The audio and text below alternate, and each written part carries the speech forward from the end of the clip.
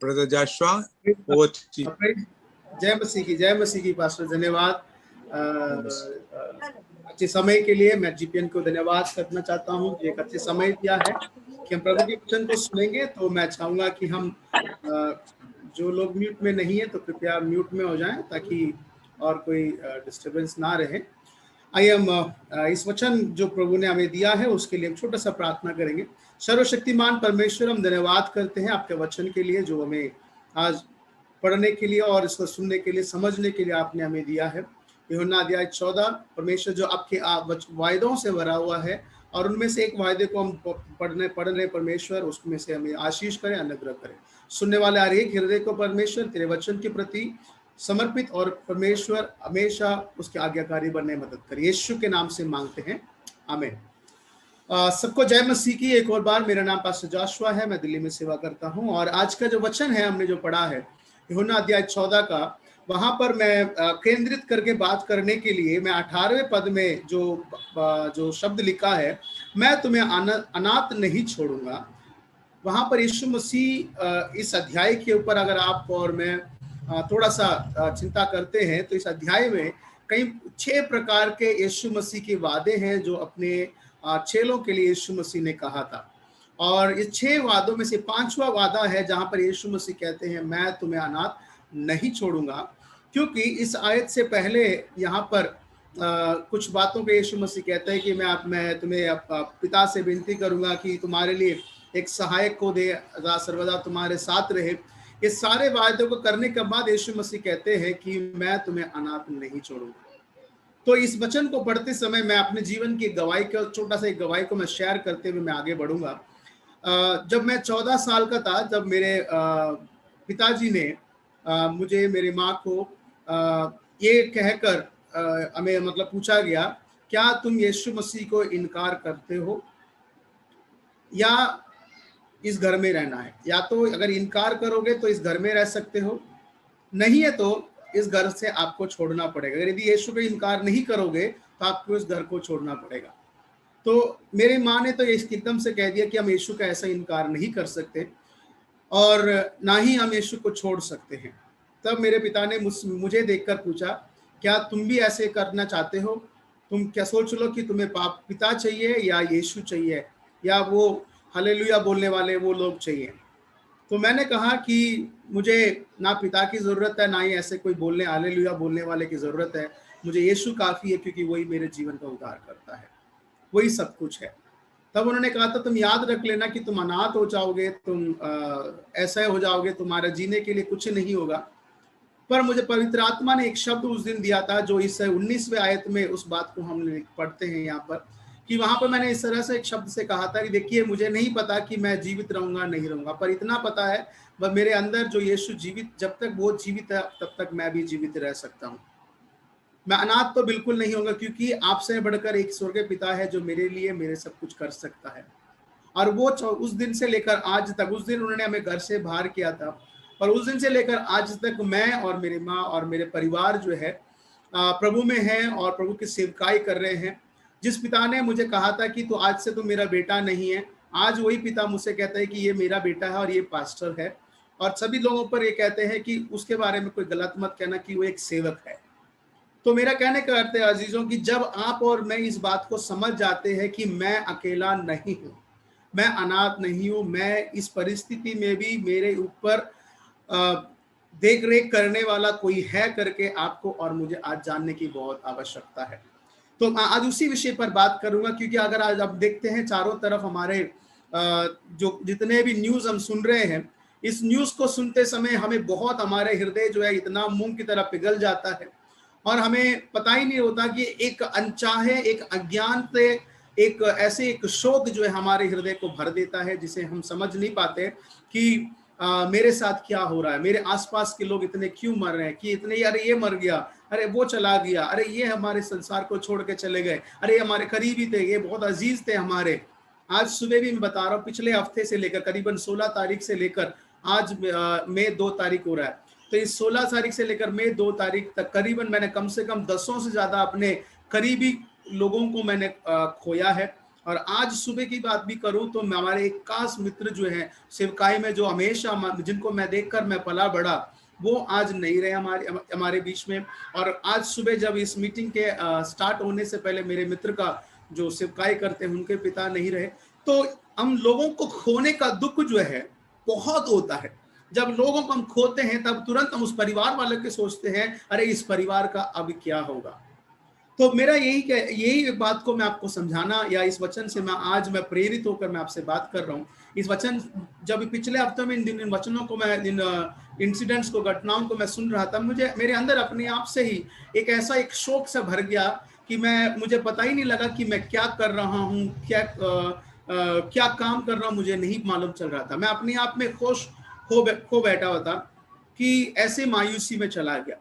तब परमेश्वर के वचन जब मुझे कहा था कि मैं तुम्हारे साथ हूं, मैंने तुम्हें नहीं छोड़ा है, तब ये वचन मेरे अंदर फिर से काम करना आरंभ किया कि हाँ, चाहे इस संसार की कोई भी चला जाए, यीशु मसीह हमें छोड़ के नहीं जा सकता।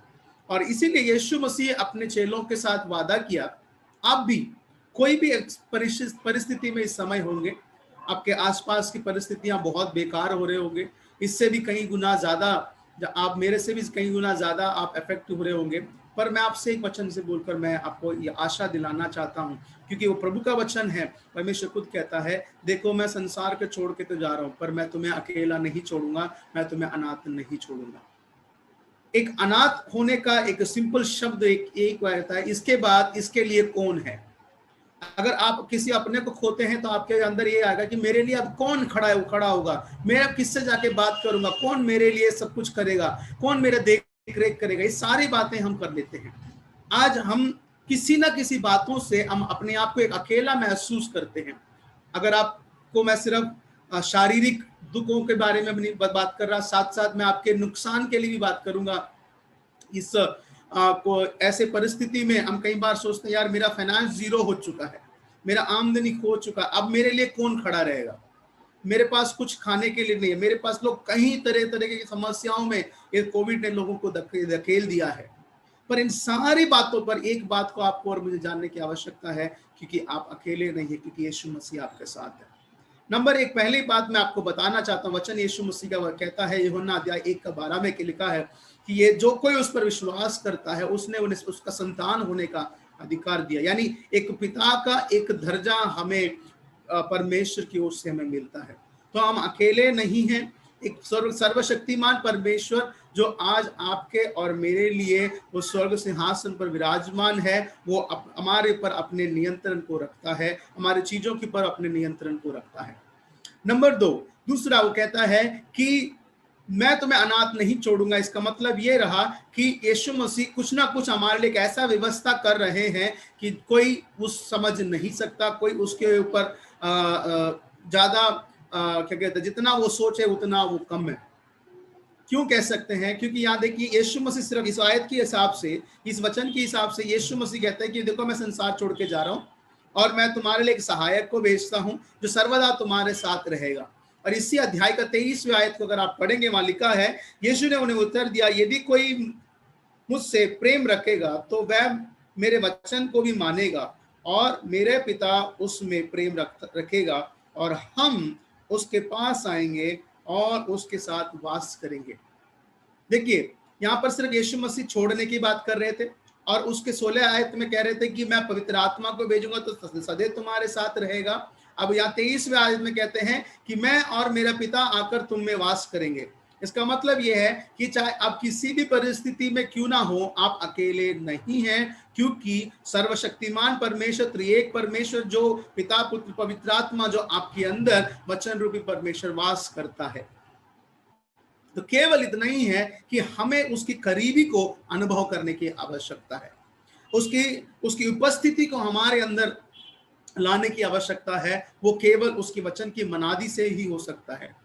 यीशु मसीह कहते हैं, जो कोई मेरे वचन को मानता है, जो कोई वो मेरे वचन को समझता है, जो कोई मेरे वचन से प्रेम करता है, उसके अंदर मैं वास करूंगा। यानी परमेश्वर के वचन के प्रति आपको और मुझे इतना समर्पित होने की जरूरत है कि हमेशा हम इस बात को अनुभव करते रहें कि यीशु मसीह मेरे साथ खड़ा है और मैं अकेला नहीं हूं। जब मैं मेरे पिता ने मुझे घर से बाहर कर दिया, मेरे माँ को और मुझे बाहर कर दिया, तब हम यही सोच रहे थे अब हम कहाँ जाएंगे, हमें तो कुछ मालूम नहीं है, अब हम क्या करेंगे, अब किस तरफ जाएंगे, किसके पास जाएंगे, कौन हमारा सहायता करेगा। ये हजारों सवाल एक 14 साल के लड़के के मन में, इतने सारे सवाल था। पर एक बात मुझे मालूम था कि मेरे परमेश्वर मुझे नहीं छोड़ेगा। मेरे परमेश्वर मुझे वादा किया है कि जब तक वह जीवित है, जब तक मैं भी जीवित रहूंगा। और मैं उस दिन से लेकर आज तक मैं इस बात को मैं बड़े गंभीरता के साथ कह सकता हूं, मैं एक भी रात में भूखा नहीं सोया, एक भी दिन मैं ऐसा नहीं गया कि जिस दिन में मैं ये सोचूं कि मेरे लिए कोई नहीं है। एक भी दिन हाँ, मेरे जीवन में संघर्ष थे, परेशानियां थी, बट मैं कभी हार नहीं, क्योंकि मेरा परमेश्वर जो संसारिक पिता से बढ़कर मेरे साथ खड़ा था। इसीलिए आज मैं आपके सामने इस गवाही को मैं बड़ी निश्चयता के साथ मैं कह सकता हूँ। आप सेवकाई में होंगे, आप विश्वासी होंगे, आप कई परिस्थितियों को सामना कर रहे होंगे, पर मैं आपसे एक बात करता हूं कि मेरे लिए और आपके लिए कोई अलग परमेश्वर नहीं है। मेरे लिए और आपके लिए कोई दूसरा पवित्र आत्मा नहीं है। जो पवित्र आत्मा मुझे चलाता है वही पवित्र आत्मा आपको भी चलाता है। जो परमेश्वर का वचन मेरे लिए है वही परमेश्वर का वचन आपके लिए है। पर आपके जीवन में काम नहीं कर रहा, मेरे जीवन में काम कर रहा है। इसका फर्क इतना ही है, इसका कारण यही है कि आपका परमेश्वर के वचन के प्रति जो विश्वास, उस वचन के प्रति जो आज्ञाकारिता ही आपके जीवन में कार्य कर सकता है। तो परमेश्वर का उपस्थिति आपके जीवन में होना बहुत जरूरी है। जब तक परमेश्वर की उपस्थिति को अगर आप अपने जीवन में आप अनुभव नहीं करेंगे, जब तक उसके ऊपर उसके साथ होने का एहसास को अगर आप अनुभव नहीं करते हैं, तो आप संसार के किसी भी छोटे से छोटे दुख बातों पर आप निराशाजनक ही रहेंगे। आपका जीवन मसीह में आने के बाद भी, यीशु मसीह को जानने के बावजूद भी आप जो है कुछ पल के लिए बेशक आप आनंद मना सकते हैं, पर आपके जिंदगी में वो निराशा अभी भी चलता ही रहेगा। तो आपको ध्यान देने की आवश्यकता इस बात को कि आपके अंदर परमेश्वर के वचन को कार्य करने के लिए अपने अंदर काम में दे, परमेश्वर के वचन को आपके अंदर कार्य करने के लिए दे, ताकि आप इस बात को अनुभव कर सके कि मैं परमेश्वर का बेटा हूं और वो परमेश्वर मेरा पिता है और वो मेरे साथ है और वो मुझे अगुवाई कर रहा है, मेरे मुझे चला रहा है करके आपको इस बात को जानने की बहुत आवश्यकता है। तो मेरा सवाल आपसे ये है कि आप इन आज के दिन में किस बात पर आप ये सोच रहे हैं कि मेरे लिए कोई नहीं है। यहाँ पर सिर्फ एक शब्द जो अनाथ नहीं छोड़ूंगा, उस शब्द को लेकर ही मैं आपसे फिर से बात कर रहा हूँ। आपकी जिंदगी में कौन सा ऐसी बातें हैं जिस पर आप ये विचार करते हैं कि मेरे लिए इसको करने के लिए कोई नहीं है। अगर आप ये सोचते हैं वर्तमान परिस्थिति के अनुसार, अगर आप ये सोचें कि मेरे लिए कमाने वाला कोई नहीं है, मुझे खिलाने वाला कोई नहीं है, मेरे सेवकाई में बढ़ोतरी लेने वाला कोई नहीं है, या मेरे जीवन में कुछ अच्छे काम करने के लिए कोई नहीं है करके अगर आप सोच रहे हैं, तो मैं आपसे कहता हूं आपके लिए मसीह यीशु और उसका पवित्र आत्मा जो आपके साथ है, बस आपको उसके अनुसरण करने का, उसके पालन करने की बहुत जरूरत है। मेरे प्रियो, मुझे पिछले 15 साल हो गया है दिल्ली में सेवकाई करते हुए। आज तक मैं सेवकाई करते हुए मैं गर्व महसूस करता हूं, कभी ये नहीं सोचता कि अरे मैंने क्या कर लिया अपने जीवन में, क्योंकि मेरा परमेश्वर मैं जिससे मैं अधिक प्रिय जानता हूं वो मेरे पिता है, और मुझे मेरे पिता को मालूम है कि हर रोज मुझे क्या खिलाना है और कैसे खिलाना है। और कई लोग ये सोच रहे थे, कई लोग ये बोल भी रहे थे, कई लोग हमें देखकर ये कह रहे थे कि ये क्या कर लेंगे। आज हम जीवित हैं, आज परमेश्वर जो है हमें सभी बातों से हमें आशीष करके रखा है। चाहे लोग चारों तरफ, चाहे परिस्थितियां संसार की उलट पुलट हो जाएं, तो भी मुझे कोई परवाह नहीं है, क्योंकि मैं उस चीज से, उस बुरी खबर से कभी नहीं डरूंगा, क्योंकि मेरा परमेश्वर मेरे साथ है। एक छोटे अगर आपके शादीशुदा, अगर आपके बच्चे हैं, तो आपके बच्चे, चाहे आप जितना भी परेशान हो जाए, पर आपके बच्चे परेशान नहीं होंगे, क्योंकि आपके बच्चों को मालूम है कि मेरे डैडी है।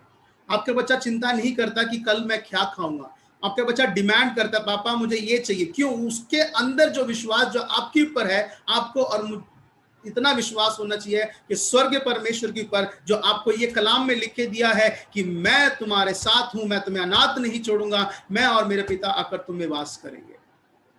अब थोड़ा सोच के देखिए कि आप अकेले नहीं हैं। सो यू आर हैविंग, आपके अंदर ऐसे त्रिएक परमेश्वर है जो आकाश और पृथ्वी का सृष्टि करता है, परिस्थितियों को बदल सकता है, समय को बदल सकता है, आपके लिए सब कुछ भलाई को लेकर आ सकता है। हम वचन को सिर्फ पढ़ने वाले नहीं, उसके अनुसार करने वाले भी होना बहुत जरूरी है। उसके अनुसार करने वाला भी होना बहुत जरूरी है। क्योंकि भजन इसी अध्याय में अगर हम देखते हैं तो 26वीं आयत में यीशु मसीह कहते हैं, आत्मा जो तुम पर आएगा वो तुम्हें सिखाएगा कि तुम्हें क्या करना है, इस परिस्थिति में तुम्हें कैसे आगे बढ़ना है। अब एक बात आपको मैं बताता हूं, उदाहरण के लिए अगर आप कोई चीज, अगर आप चाहते हैं कि इस चीज को, कोई चीज अगर आप करना चाहते हैं तो उस काम को करने का तरीका है, कई बार आपको नहीं मालूम। अगर मान लीजिए अगर आप सेवा कर रहे हैं, अगर आपकी सेवकाई जिस तरीके से पवित्र आत्मा चलाता है उस तरीके से अगर आप करते हैं, आपके परिवार के जीवन, आपकी काम, आपका बिजनेस, आपके XYZ जो भी काम है उसको करने का एक तरीका है, और उस तरीके को अगर आप नहीं जानेंगे तो आप उसमें सफल नहीं हो सकते। और उस तरीके को बताने के लिए, समझाने के लिए ही पवित्र आत्मा आपको दिया गया है। पवित्र आत्मा इसीलिए आपके साथ है, जो आपको लीड करे, आपको गाइड करे, आपको चलाए, आपको मार्गदर्शन करे, आपको बताए कि ये मार्ग है, इसमें तुम्हें चलना है। कितने लोग मेरे से साथ एग्री है कि इस बात से, हाँ, कि पवित्र आत्मा का मुझे आज सुनना बहुत जरूरी है। अगर कोई ये कहे कि यीशु मसीह में आने के बाद भी मुझे कोई आशीष नहीं है, अगर ये कहे कि मैं कई बार मैं प्रार्थना कर चुका हूं, इसके लिए मेरे पास कोई जवाब नहीं है करके अगर आप कहते हैं, तो मैं कहूंगा कि आपने वचन की पालन नहीं किया है, चाहे आप कोई भी क्यों ना हो, अब कोई भी विषय पर क्यों ना हो, कि आपने वचन, परमेश्वर के वचन पर पालन नहीं किया, इसलिए आपके पास उत्तर नहीं है। मैं कैसे दावे से कह सकता हूं? परमेश्वर सुनता है, बोलता है, सोचता है, समझता है, सब कुछ करता है। परमेश्वर आपको, अपने आप को इसीलिए प्रकट किया ताकि आपके साथ एक अच्छे रिश्ता बना रखे, आप उसके लिए जीवन बिताएं, अब उसके अनुसार जीवन करें, जीवन निर्वाहन करें, राइट। सो इसीलिए पवित्र आत्मा को आपके अंदर दिया है ताकि आप इस संसार की बातों में अब निराशा ना रहे, पर आशावंत रहें और आशा में बढ़ते जाएं, और जब यीशु मसीह के दिन तक आप जीवित रह सकें। यीशु मसीह का वचन नहीं कहता मैं जीवित हूं इसलिए तुम भी जीवित रहोगे। इस बात से कोई मान्य नहीं रखता, चाहे आप पूरा साल लॉकडाउन लग जाए तो भी आप चिंता मत करिएगा, क्योंकि परमेश्वर को आपको खिलाने के लिए उसकी खजाना खाली नहीं हो जाएगा। वो आपको खिला सकता है, वो आपको सब कुछ आपके लिए कर सकता है। बस सारांश ये है कि आप अकेले नहीं हैं। हम कई बार इस परिस्थिति में, इन दिनों के जो समस्या परिस्थिति में, हम एक ही बात को हम बार बार सोचते हैं, अब क्या होगा। आप कहिए कि मेरा परमेश्वर सब कुछ नियंत्रण कर रहा है, मेरे जीवन को नियंत्रण कर रहा है, उसे मुझे मालूम है कि वो मेरे लिए जो कुछ भी करेगा अच्छा ही करेगा, और मैं अकेला नहीं हूं, मेरा परिवार अकेला नहीं है। चाहे आप किसी भी जगह पर क्यों ना हो, आप कहिएगा कि मेरा परिवार अकेला नहीं है, मेरा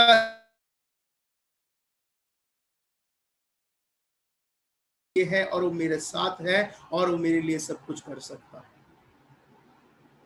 तो मेरे प्रियो, यीशु मसीह का ये वचन जब वो जीवित था तब उसने कहा, वो आज भी हम सबके जीवन में, काश मेरे जीवन में काम किया है तो आपके जीवन में भी ये काम कर सकता है। आपके जीवन में वो बदलाव को लेकर आ सकता है, आपकी जिंदगी में भी इस बात को परिवर्तित कर सकता है कि अगर आप मेरे साथ अगर इस काम को करने लग जाए कि आप पवित्र परमेश्वर पिता को, परमेश्वर को अपने साथ अनुभव करिए, महसूस करना आरंभ करिए। कैसे? उसके वचन को पढ़ते समय, उसके वचन को मनन करते समय, उसके वचन को मानते समय आप अपने अंदर आकर तुम्हें वास करेंगे।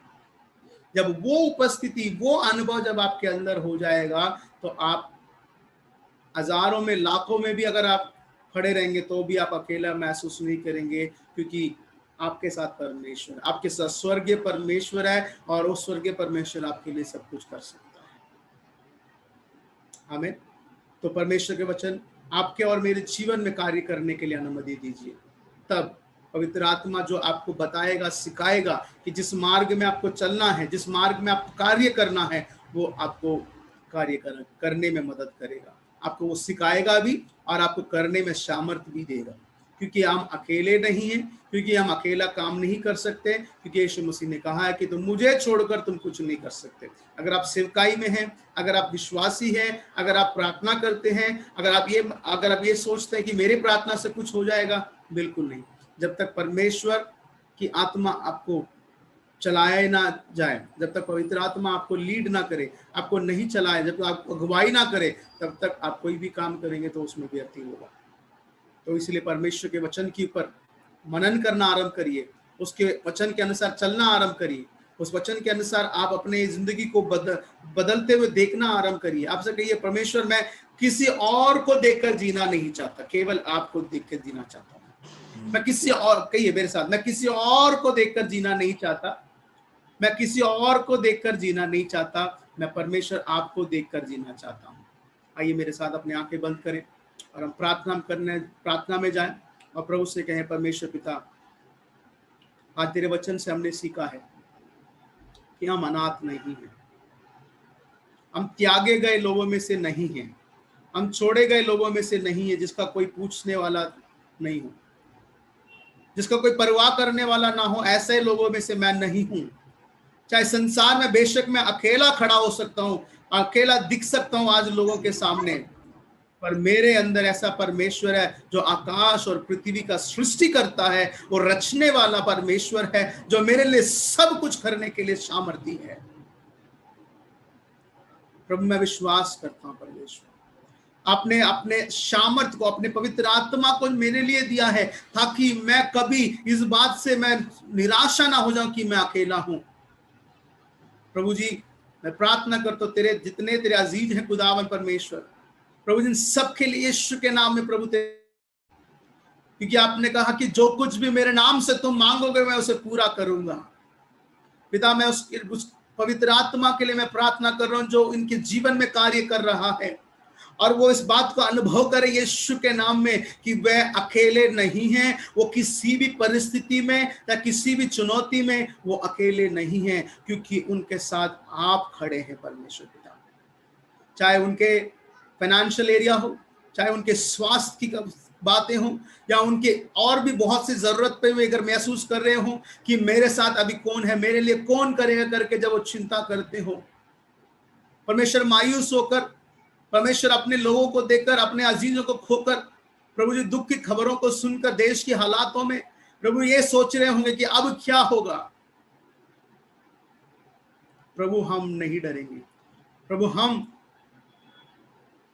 आशा नहीं छोड़ेंगे, क्योंकि आप हमारे साथ हैं और हमें विश्वास है परमेश्वर, हम इस बात पर हम विश्वास करते हैं, आपकी पवित्र आत्मा हमें भले कामों के लिए हमें अगुवाई करता है, हमारे साथ खड़ा रहता है, और विश्वास करते खुदावंद जैसे तेरे वचन कहता है, हमारे कमजोरी में हमारे लिए आहें भरकर प्रार्थना करने वाला पवित्र आत्मा, प्रभु एक एक के लिए मैं प्रार्थना करता हूं, उनके जीवन में तेरे सामर्थ्य कार्य प्रकट हो जाए, और तेरे अद्भुत कार्य इनके एक एक के जीवन में प्रकट होने के लिए मैं प्रार्थना करता हूं। जिस किसी भी जरूरत में आज है, यीशु मसीह